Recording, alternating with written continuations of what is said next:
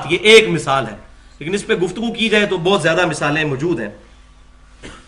اب واپس آئیں اسی دلائل النبوہ امام بہیقی کی، تو میں نے بتایا یہاں تک تو اجماع ہے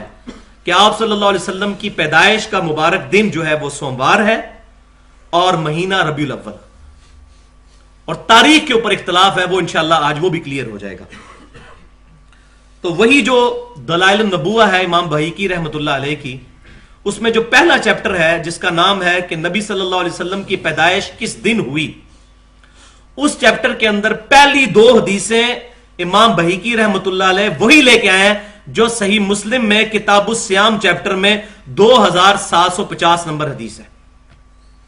کہ نبی صلی اللہ علیہ وسلم پیر کا روزہ رکھا کرتے تھے۔ آپ صلی اللہ علیہ وسلم سے پوچھا گیا، یہ صحیح مسلم میں بھی موجود اور دلائل النبوہ کی پہلی حدیث، کہ آپ صلی اللہ علیہ وسلم پیر کا روزہ کیوں رکھتے ہیں؟ تو آپ صلی اللہ علیہ وسلم نے فرمایا فیہ ولدت وفیہ انزل علی،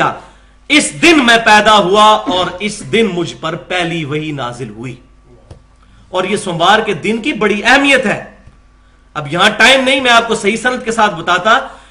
کہ نبی صلی اللہ علیہ وسلم جب مکے سے ہجرت کے لیے نکلے ہیں اس دن بھی سوموار کا دن تھا، جب مدینہ شریف پہنچے ہیں اس دن بھی سوموار کا دن تھا۔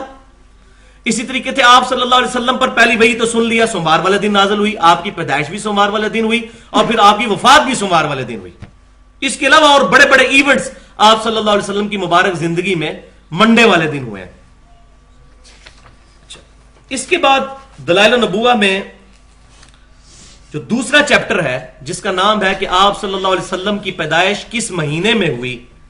اس میں صحیح سند کے ساتھ حدیث نمبر 4 انٹرنیشنل نمبرنگ کے مطابق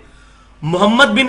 اسحاق تابعی رحمت اللہ علیہ، جو انس بن مالک رضی اللہ تعالیٰ عنہ کے شاگرد ہیں، جنہوں نے نبی صلی اللہ علیہ وسلم کو 10 سال تک وضو کروایا اور آپ صلی اللہ علیہ وسلم کی وفات کے بعد 82 سال تک زندہ رہے اور 93 ہجری کے اندر وفات پائی، ان کے شاگرد محمد بن اسحاق تابعی رحمت اللہ علیہ فرماتے ہیں کہ نبی صلی اللہ علیہ وآلہ وسلم سوموار کے دن عام الفیل والے سال